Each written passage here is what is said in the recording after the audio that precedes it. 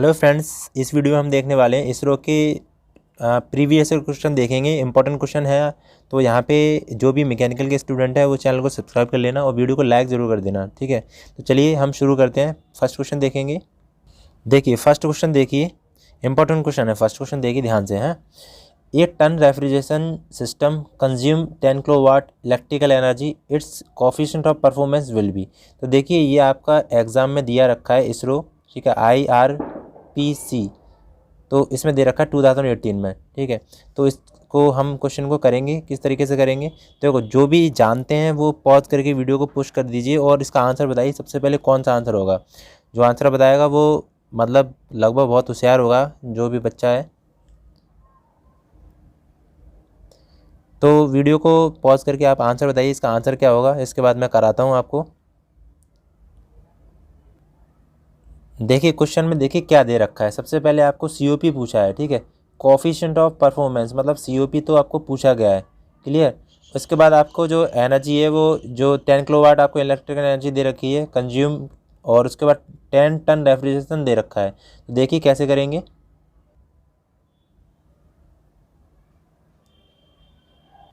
तो यहाँ पे देखिए भाई, यहाँ पे जो दे रखा है आपको डिज़ायर इफेक्ट दे रखा है 10 टन, ठीक है, 10 टन दे रखा है। मतलब लेकिन 1 टन रेफ्रिजरेशन आना चाहिए कि क्या होता है।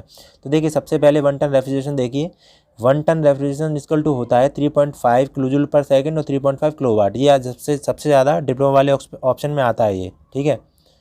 इसके अलावा देखो IES एग्जाम में या गेट एग्जाम में सबसे ज़्यादा पूछा जाता है 210 किलोजूल पर सेकेंड या 50 किलो कैलोरी प्रति मिनट और 200 ब्रिटिश थर्मल यूनिट पर मिनट, ठीक है। तो ये करके कुछ 5 वैल्यू हैं आपकी, 1 2 3 4 5, ये पाँचों के 5 वैल्यू इंपॉर्टेंट है। ये ऑप्शन में पूछा जाता है तो याद रखना। तो हम इस क्वेश्चन में ये लगाएंगे, ठीक है, 3.5 किलोजूल पर सेकेंड।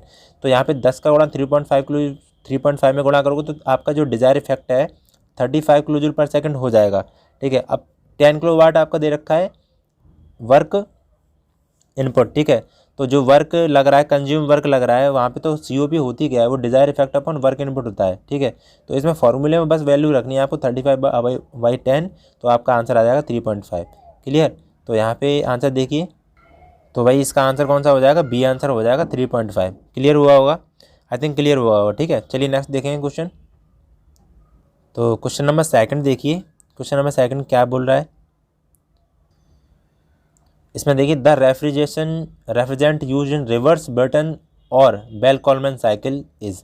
तो देखिए यहाँ पे ये क्वेश्चन दे रखा है आपका इसरो में IRPC TA में, ये 2018 का ही क्वेश्चन है। तो देखिए यहाँ पे जो रेफ्रिजरेंट यूज़ होता है ब्रिटेन और बेल कॉलमैन साइकिल में, तो वो क्या होता है, आप बताइए क्या होता है। एयर होगा या अमोनिया होगा या फ्रेन होगा या वाटर होगा। तो देखिए जो रिवर्स बटन साइकिल है या बेल कॉलमैन साइकिल होता है उसमें आपका वहाँ पे रेफ्रिजरेंट एयर यूज़ होता है, ठीक है, याद रखना। बाद बाकी चलिए नेक्स्ट क्वेश्चन देखेंगे। तो क्वेश्चन नंबर 3 देखिए, normally the following condenser used in big refrigeration system of air conditioning plant, वातानुकूलन संयंत्र के वृहत प्रशीतन प्रणाली में साधारणतः निम्नलिखित संघनित्र कंडेंसर प्रयुक्त करते हैं। मतलब ये बोल रहा है कि नॉर्मली कंडेंसर यूज़ होता है बिग रेफ्रिजरेशन सिस्टम में, तो कौन सा यूज़ करते हैं भाई, बताइए कौन सा यूज़ करते हैं। नॉर्मली जो कंडेंसर यूज़ होता है कौन सा यूज़ करेंगे। देखिए ये इसरो LPSC में दिया गया 2018 में क्वेश्चन दे रखा है, तो बताइए। तो देखिए इसका आंसर हो जाएगा शेल एंड कॉयल कंडेंसर, ठीक है, शेल एंड कॉयल कंडेंसर हो जाएगा। चलिए नेक्स्ट देखेंगे इसको। तो देखिए फिगर में आपको दे रखा है शेल एंड कॉयल कंडेंसर। यहाँ से समझ सकते हो आप कि ये आपका देखिए यहाँ पे वाटर कूल वाटर इनलेट हो रहा है। उसके बाद देखिए आपका ये सेल है, ठीक है, ये आपका सेल है, क्लियर। और सेल के अंदर जो ट्यूब लगी हुई है ऐसे करके दिख रहा है वो आपका कॉयल है, ठीक है, तभी इसको बोलते हैं सेल एंड कॉयल कंडेंसर। यहाँ पे वार्म गर्म पानी है वो वाटर आउटलेट हो रहा है, ठीक है। वाटर कॉयल है जिसके अंदर वाटर कॉयल दे रखा है, ये शेल है आपका, ये पूरा शेल है, मैंने आपको बताया था। और यहाँ से क्या होता है भाई, hot discharge gas from compressor. तो हॉट जो डिस्चार्ज गैस होती हैं वो कंप्रेसर के द्वारा यहाँ पे डिस्चार्ज होती हैं, ठीक है। ड्रॉपलेट ऑफ कंडेंस रेफ्रिजरेंट, और यहाँ पे क्या होता है, वाटर की जो कंडेंस होता है, मतलब जो ड्रॉपलेट होती हैं छोटी छोटी बूंदें आप देख रहे हो, ठीक है, ये ऐसी करके कंडेंस होती है, इसी को बोलते हैं हम कंडेंस, ठीक है। तो चलिए नेक्स्ट देखेंगे क्वेश्चन, यहाँ पे क्लियर हो गया होगा। बाद बाकी मैं PDF दे दूंगा आपको, देखो यहाँ पे सब कुछ लिखा हुआ है, व्हाट इज़ इवापोरेटिव कंडेंसर, ठीक है। और आगे देखिए मैं आपको पूरा बता रहा हूँ, यहाँ पे फुल्ली PDF मैंने आपको दे रखी है अच्छी तरीके से, तो मैं यहाँ पे क्वेश्चन आंसर करा दे रहा हूँ, ठीक है। तो पढ़ लेना आराम से अच्छी तरीके से। तो देखिए वाटर कंडेंसर मैं आपको बता दूँ, वाटर कूल्ड कंडेंसर यहाँ पे 3 तरीके के होते हैं, डबल पाइप, ट्यूब टाइप होता है, शेल एंड कॉइल टाइप होता है, शेल एंड ट्यूब टाइप होता है। तो ऐसे करके PDF मैं आपको दे दूंगा, ठीक है। और आगे तो देखिए ये इंपॉर्टेंट क्वेश्चन बन जाता है बहुत ज़्यादा, रेफ्रिजरेशन में ये बहुत ज़्यादा क्वेश्चन आता है। तो फाइंड, देखिए ये आपका LPSC 2018 में दे रखा है इसरो में, find the wrong among the following properties of ideal refrigerant, निम्न में से आदर्श प्रशीतक के गुणों में गलत चुनिए। तो इनमें से भाई जो रॉन्ग प्रॉपर्टी है रेफ्रिजरेंट के में वो क्या होगी, वो बताइए क्या हो सकती है। लो बॉइलिंग पॉइंट, मतलब ये तो सही है, ठीक है। लो फ्रीजिंग पॉइंट, ये भी सही है, होना चाहिए। लो लेटेंट हीट, ये गलत है, ठीक है, ये नहीं होगा। गुड केमिकल स्टेबिलिटी, ये होती है। तो देखिए रॉन्ग स्टेटमेंट तो भाई यही है, सी। तो सी आंसर हो जाएगा, मतलब लो बॉइलिंग पॉइंट होना चाहिए आपका, लो फ्रीजिंग पॉइंट भी होना चाहिए, गुड केमिकल स्टेबिलिटी भी होनी चाहिए, मतलब लेकिन लो लेटेंट हीट नहीं होना चाहिए, high latent heat of vaporisation होना चाहिए, ठीक है। तो नेक्स्ट देखेंगे, इसको समझेंगे क्या क्या और प्रॉपर्टी बन सकती है इससे। तो देखो यहाँ पे मैंने पूरा फुल डिटेल दे रखा है, ठीक है। डिज़ायरेबल प्रॉपर्टी ऑफ रेफ्रिजरेंट, तो प्रॉपर्टी जो रेफ्रिजरेंट के अंदर क्या क्या होना चाहिए वो यहाँ पे पढ़ सकते हो आप, ठीक है, अच्छी तरीके से। यहाँ देख लेते हैं थर्मोडायनेमिक प्रॉपर्टी क्या क्या हो सकती हैं, कि आपका देखो क्रिटिकल टेम्परेचर हाई होना चाहिए, ठीक है, क्रिटिकल टेम्परेचर हाई होना चाहिए। Specific heat of refrigerant, liquid phase must be low, ठीक है, ये लो होना चाहिए। और उसके बाद एंथैल्पी ऑफ वेपोराइजेशन वो शुड भी हाई होना चाहिए। थर्मल हीट कंडक्टिविटी शुड भी हाई होना चाहिए। फ्रीजिंग पॉइंट लो होना चाहिए, लो बॉइलिंग पॉइंट होना चाहिए। Specific volume of refrigerant compressor should भी लो, ठीक है, ये होना चाहिए। Temperature refrigerant outlet compressor should भी लो, ठीक है, ये होना चाहिए। आगे देखेंगे, तो ये प्रॉपर्टी आप लिख सकते हो कॉपी में, ध्यान से, नहीं तो PDF मिल जाएगी आपको, ठीक है। टेलीग्राम ग्रुप को ज्वाइन कर लेना बस। तो केमिकल प्रॉपर्टी यहाँ देखिए, it is should be toxic and non flammable, मतलब ये आपका टॉक्सिक मतलब जहरीला नहीं होना चाहिए, ठीक है। और refrigerant should be not be miscible with a completely immiscible with oil, ठीक है। और आपका ऑयल में घुलनशील नहीं होना चाहिए कि ऑयल में घुल जाए जाके, ठीक है। It is should not attack material of construction equipment. Physical property पे देखिए, फिजिकल प्रॉपर्टी में क्या क्या होना चाहिए। It is viscosity should be low, तो विस्कोसिटी इसकी लो होना चाहिए, ठीक है। और there is no leakage tendency, और इसके अंदर कोई भी ऐसी प्रॉपर्टी नहीं होनी चाहिए जो लीकेज हो, ठीक है। इस तरीके का हमारा रेफ्रिजरेंट होना चाहिए, ठीक है। तो चलिए ये आपको तैयार हो गया होगा। नेक्स्ट देखेंगे क्वेश्चन। तो नेक्स्ट क्वेश्चन देखिए इसरो के लिए, chemical formula of R22 refrigerant. तो R22 रेफ्रिजरेंट का केमिकल फार्मूला क्या होगा भाई, बताइए, कौन बताएगा इसका आंसर, बताइए। तो भाई इसका देखो आंसर हो जाएगा आपका मोनोक्लोरो डाइफ्लोरोमेथेन, ठीक है, ये आंसर हो जाएगा, क्लियर। और नेक्स्ट देखेंगे, इसके और भी फार्मूले देख सकते हैं हम। तो देखिए अगर फार्मूले अगर आ जाएँ R22, ठीक है, तो ये आपका फार्मूला लिखा हुआ है CHClF2, ठीक है, ये है। R11 का फार्मूला आप देख सकते हो CCl3F, R12 का देख सकते हो, ठीक है, और R13 है, ये सब रेफ्रिजरेंट है, ठीक है, क्लियर। रेफ्रिजरेंट के फार्मूले भी डायरेक्ट पूछे जाते हैं। चलिए नेक्स्ट देखेंगे अब। तो देखिए very very most important question आ गया आपके सामने। A refrigerator based on a reverse Carnot cycle work between two such temperature that ratio between low temperature at high temperature. तो आपको देखो रेशियो दे रखा है बिटवीन लो टेम्परेचर और हाई टेम्परेचर का रेशियो दे रखा है 0.8, ठीक है, 0.8 दे रखा है लो टेम्परेचर हाई टेम्परेचर का रेशियो। उसके बाद व्हाट इज़ द COP, तो COP पूछ रहा है वो। तो ये देखिए इसरो SDSC टेक असिस्टेंट में पूछा गया 2018 में। तो देखिए कैसे करेंगे इसको, ध्यान से देखना है वीडियो को, है लाइक ज़रूर कर देना है और चैनल को सब्सक्राइब भी कर लेना साथ में, इससे नोटिफिकेशन आपको मिलती रहेगी। और 100 लाइक तो भाई होनी चाहिए, ठीक है, 100 लाइक अगर नहीं करे तो मैं वीडियो नहीं बनाऊंगा इसरो का, मैं आपको क्लियर पहले ही बता दे रहा हूँ। तो देखिए यहाँ पे समझिए, आपको T1 टेम्परेचर यहाँ दे रखा है, T2 दे रखा है, ठीक है, लोअर टेम्परेचर हाई टेम्परेचर। तो आपको जो दे रखा है वो लोअर टेम्परेचर और हाई टेम्परेचर का, मतलब ये लोअर टेम्परेचर है, ये लोअर टेम्परेचर, ये हाई टेम्परेचर, ठीक है, ये ऊपर वाला T1 हाई टेम्परेचर है। तो इसका रेशियो दे रखा है आपको lower temperature by high temperature. तो देखो गिवन दे रखा है T2 बाई T1 0.8, ठीक है, क्वेश्चन में दे रखा है। उसके बाद COP पूछ रहा है वो। तो COP भाई होती है आपकी, देखो COP आपको मैं बता रहा हूँ, और रेफ्रिजरेशन के अगर रेफ्रिजरेटर के केस में अगर COP निकलवाए, ठीक है, रेफ्रिजरेटर के केस में COP अगर निकलवाए तो भाई होती क्या है पता है, एक तो होता है Q1 Q2 अपन Q1 माइनस Q2, ठीक है, एक तो ये होती है। और टेम्परेचर केस में ले लूँ तो T2 अपन T1 माइनस T2, ठीक है, T1 माइनस T2 होगी।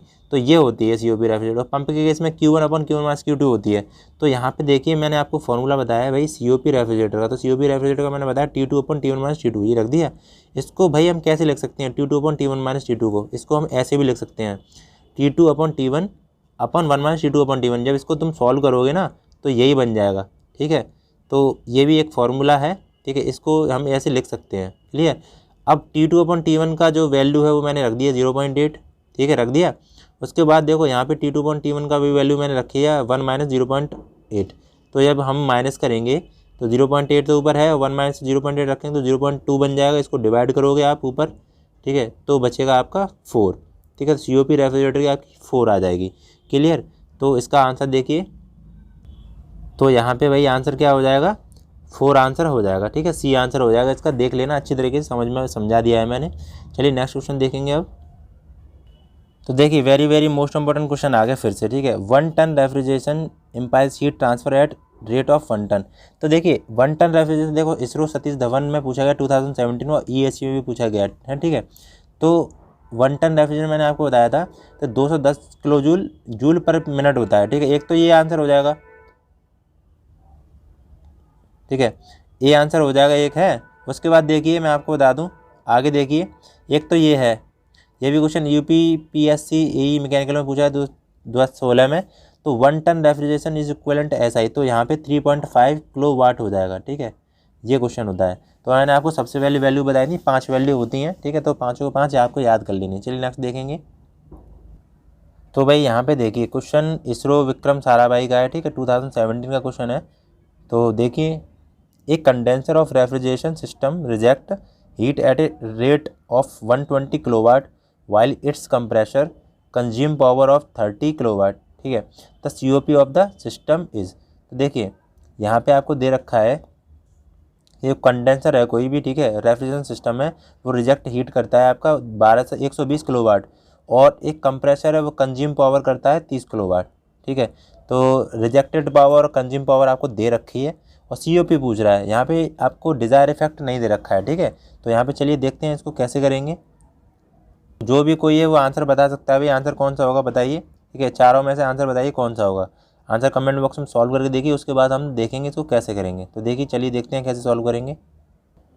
देखिए भाई यहाँ पे मैं क्लियर कर दे रहा हूँ आपको सारी बातें। देखो गिवन डेटा जो दे रखा है वो QR दे रखा है, रिजेक्टेड हीट दे रखा है आपको 120 किलोवाट, और वर्क दे रखा है आपको 30 किलोवाट, ठीक है, 30 किलोवाट, ये तो आपको दे रखा है। COP रेफ्रिजरेटर वो पूछ रहा है, और डिज़ायर इफेक्ट वो भी निकालना है हमको क्योंकि वो है नहीं, ठीक है। तो हायर टेम्परेचर लोअर टेम्परेचर, ठीक है। तो यहाँ पे देखिए क्या करेंगे, COP जो होती है वो desire effect on work input होती है। तो यहाँ से जब W निकालोगे ना, वर्क इनपुट निकालोगे यहाँ से ये वाला, ठीक है। तो ये मैंने निकाला, बाद बाकी कैसे करेंगे इसको, ये निकालने के बाद COP जो W निकालेंगे, ठीक है, ये W जो होता है ना, ये W ये वाला, वो W होता है RQ rejected minus Q desired effect, ठीक है, Q डिज़ायर इफेक्ट होता है, ठीक है, या सप्लाइड बोलते हैं, सप्लाइड हीट। तो यहाँ पे W is equal to QR minus Q desired effect करेंगे, ठीक है, या Q सप्लाइड बोलते हैं इसको, ठीक है, QE लिखा है जो भी। तो यहाँ पे देखियो QE तो ये तो दिया नहीं है, तो यहाँ से ये निकाल सकते हैं अपन, ठीक है। तो निकालेंगे तो QE निकालेंगे तो QR माइनस W हो जाएगा इस वाली समीकरण से, ठीक है। देखिए समझ लीजिए अच्छी तरीके से। उसके बाद देखिए यहाँ पे ये तो हमारा इतना तो निकाल लिया Q डिज़ायर इफेक्ट का, तो COP में रख देंगे। COP भाई अब QE की जगह पे हम ये वाला फार्मूला रखेंगे, तो COP R is equal to QR minus W upon W, ठीक है। तो बस वैल्यू रखनी है तुमको। QR की वैल्यू भाई कितनी दे रखी है, QR की वैल्यू तो रिजेक्टेड हीट की वैल्यू कितनी रखी है 120, ठीक है, ये देखो ऊपर 120 दे रखी है।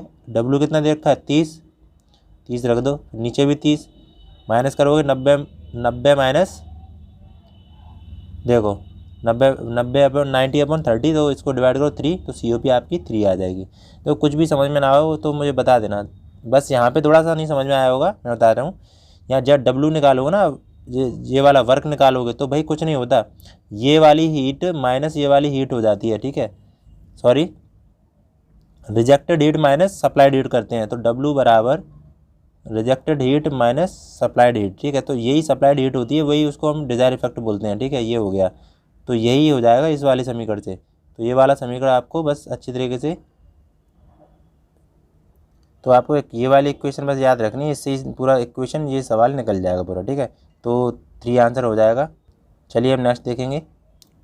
तो देखिए ये क्वेश्चन है भाई इसरो सतीश धवन का है, ठीक है, 2017 का है। तो इसरो को ही क्वेश्चन करा रहा हूँ यहाँ पे, जितने भी क्वेश्चन है। तो यहाँ पे देखिए, ये refrigerant mostly use for reciprocating compressor is, तो रेफ्रिजरेंट जो मोस्टली यूज होता है रेसिप्रोकेटिंग कंप्रेसर, वो होता है आपका फ्रियोन 12, ठीक है, 12 होता है। चलिए नेक्स्ट देखेंगे क्वेश्चन। देखिए भाई वेरी मोस्ट इम्पोर्टेंट क्वेश्चन है, ratio of refrigerant effect to the work supplied to cold. तो रेफ्रिजरेटिंग इफेक्ट और वर्क सप्लाइड जो होता है उसको क्या बोलते हैं भाई, COP बोलते हैं, कोएफिशिएंट ऑफ परफॉर्मेंस, ठीक है। तो ए आंसर हो जाएगा। नेक्स्ट देखेंगे। तो नेक्स्ट क्वेश्चन देखिए, air refrigeration work which cycle. तो एयर रेफ्रिजरेशन जो साइकिल वर्क करते हैं वो किस पे करते हैं भाई, वो करते हैं बेल कॉलमन साइकिल, ठीक है। तो बी आंसर हो जाएगा भाई। ये इसरो आपका टेक्निकल असिस्टेंट VSSC मतलब विक्रम साराभाई स्पेस सेंटर में पूछा गया है, ठीक है, 2018 में। चलिए नेक्स्ट देखेंगे।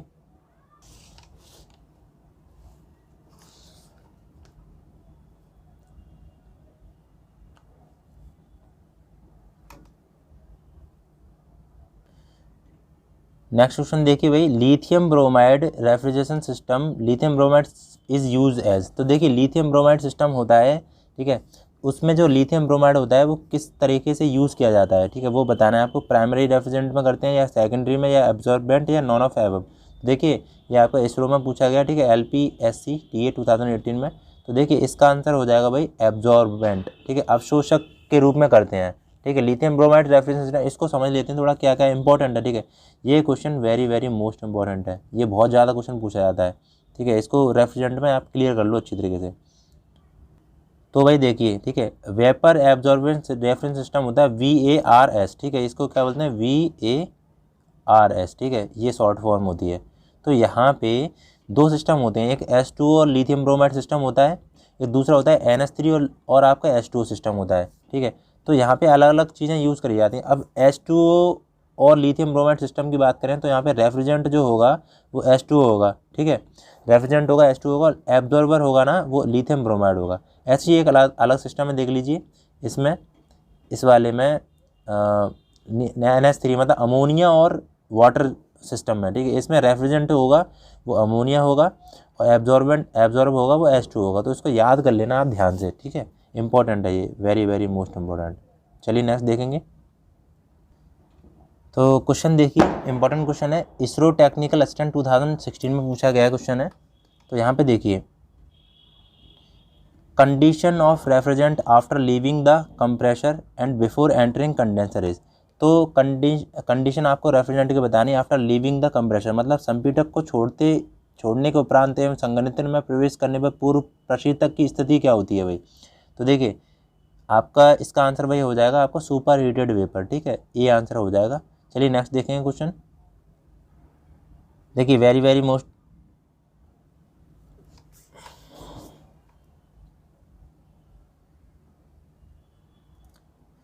देखिए very very most important question है, ठीक है, याद रखना है इसको। रिलेटिव ह्यूमिडिटी इज डिफाइंड है। तो रिलेटिव ह्यूमिडिटी है वो, ये आपका एयर कंडीशनिंग से क्वेश्चन है, ठीक है। तो रिलेटिव ह्यूमिडिटी है वो डिफाइन कैसे करते हैं, ठीक है, बताइए। ये देखिए किसमें दे रखा है आपको, ये दे रखा है आपका इसरो LPSC 2018 में, ठीक है। तो भाई आप बताइए इसमें से आंसर कौन सा हो जाएगा, ठीक है। मैं आपके पास 3 आंसर आपको शो कराता हूँ, 3 हैं इसमें। तो बताइए आंसर कौन सा होगा relative humidity, weight of water vapour per unit dry air. देखो इसका आंसर भाई हो जाएगा, मैं आपको बता दूं, C आंसर, ठीक है। Mass of water vapour in given volume of air to mass of water vapour if the air is saturated at the same temperature, ठीक है, याद कर लेना। रिलेटिव ह्यूमिडिटी का फॉर्मूला यही होता है, mass of water vapour in given volume of air to mass of water vapour if the air is saturated the same temperature. जल वाष्प का द्रव्यमान वायु के दिए गए आयतन में जल वाष्प के द्रव्यमान यदि समान ताप में वायु संतृप्त हो। ठीक है, चलिए नेक्स्ट देखेंगे क्वेश्चन। तो भाई यहाँ पे क्वेश्चन देखिए, इंपॉर्टेंट क्वेश्चन है। At 100% RH the 3 characteristic DBT, WBT and DPT। ठीक है, dry bulb temperature, wet bulb temperature और ड्यू पॉइंट टेम्परेचर। ठीक है, वो RH 100 पर क्या होते हैं वो बताना है आपको एक। ठीक है, तो इसका आंसर बताइए। सतीश धवन में पूछा गया 2017 में। तो आंसर बताइए कौन बताएगा इसका आंसर। तो देखिए आपको 100% RH दे, तो उसमें देखो जो तीनों होते हैं, dry bulb temperature, wet bulb temperature और DPT, ये तीनों समान होते हैं। ठीक है, इक्वल हो जाएगा। ठीक है, आंसर भी हो जाएगा। चलिए नेक्स्ट देखेंगे इंपॉर्टेंट पॉइंट क्या क्या बनते हैं। तो भाई देखिए यहाँ पे इंपॉर्टेंट पॉइंट मैंने आपको दे दिए हैं, ये सब इंपॉर्टेंट पॉइंट है। ठीक है, ये इंपॉर्टेंट पॉइंट है, ध्यान रखना। Relative humidity saturated air will be 100%। ठीक है, रिलेटिव ह्यूमिडिटी जो सैचुरेटेड एयर के लिए होती है वो 100% होती है। ठीक है, दूसरा देखेंगे wait bulb temperature WBT is always less than dry bulb temperature DBT except when the air is saturated. मतलब जब एयर सैचुरेटेड होती है तब जो ड्राई बल्ब टेम्परेचर होता है वो लेस DBT टेम्परेचर होता है ड्राई बल्ब टेम्परेचर से। ठीक है, वेट बल्ब टेम्परेचर होता है वो less than dry bulb temperature होता है। ठीक है, दूसरा पॉइंट क्लियर हुआ। उसके बाद तीसरा पॉइंट देखेंगे हम, इंपॉर्टेंट क्वेश्चन है ये। ठीक है, पॉइंट है ये। Wet bulb temperature is indirect measure of the dryness of the air moist air. ठीक है, wet bulb temperature is an indirect measure of the dryness of the moist air. For saturated condition के लिए, saturated जब air होगी आपकी तो DPT जो होगा और WBT और DBT वो तीनों इक्वल होंगे। ठीक है, ये इंपॉर्टेंट है बहुत ज़्यादा, ये क्वेश्चन पूछा जाता है। आगे देखेंगे। WBT is not thermodynamic property as the temperature measurement involve heat and mass transfer. Clear, आगे देखेंगे। WBT is temperature of air measured by thermometer whose bulb is wrapped with wet cloth over the bulb। ठीक है, तो ये कुछ important point बन जाते हैं। ठीक है, तो आपको क्या करना है, वीडियो लाइक ज़रूर कर देना। ठीक है, चलिए देखेंगे। यहाँ पे देखिए कुछ important basic air conditioning process में कुछ इंपॉर्टेंट पूछा जाता है, कुछ लाइन और पूछी जाती हैं। ये लाइन है, ठीक है, ये लाइन है, ये लाइन है, ऐसी लाइन है, ये लाइन है, ये सब पूछी जाती हैं लाइन। ठीक है, तो ये आपको ग्राफ दे रखा है, मैंने आपको एक पूरा ग्राफ दे रखा है, इसका वैल्यू आपको दे रखा है, एक एक वैल्यू। तो PDF में आपको दे दूंगा। ठीक है, PDF मिल जाएगी आपको। बस वीडियो को क्या करना है भाई, देखो इसको थोड़ा आगे बता दे रहा हूँ। देखो ग्राफ जो दे रखा है वो RAC का है। ठीक है, तो यहाँ पे आपको पूरा वैल्यू दे रखा है, मैंने आपको पूरा प्रोसेस दे रखा है यहाँ पे कि OA क्या है, सेंसिबल हीटिंग है, OB क्या है, सेंसिबल कूलिंग है, OC ह्यूमिडिफिकेशन है, OD है, ह्यूमिडिफिकेशन। तो ये सारे प्रोसेस आपको दे रखे हैं। ठीक है, तो देखो आपसे एक रिक्वेस्ट है, बस आपको कम से कम एक लाइक ज़रूर करके जाना। तो 100 लाइक तो कम से कम होनी चाहिए, और 100 लाइक होंगे तो थोड़ा वीडियो बनाने का थोड़ा सा सही लगेगा मुझे, नेक्स्ट सोचूंगा वीडियो बनाने का। नहीं तो कौन मतलब फालतू में अपना टाइम बर्बाद करे। ठीक है, समझ रहे हो ना तुम। बिना मतलब बहुत दिक्कत होती है ना इन चीज़ों में बनाने में, सेट करने में। तुम ऐसे ही थोड़ी नहीं हो जाता है सब कुछ, तुम सोच रहे हो कि ऐसे ही हो जाता होगा।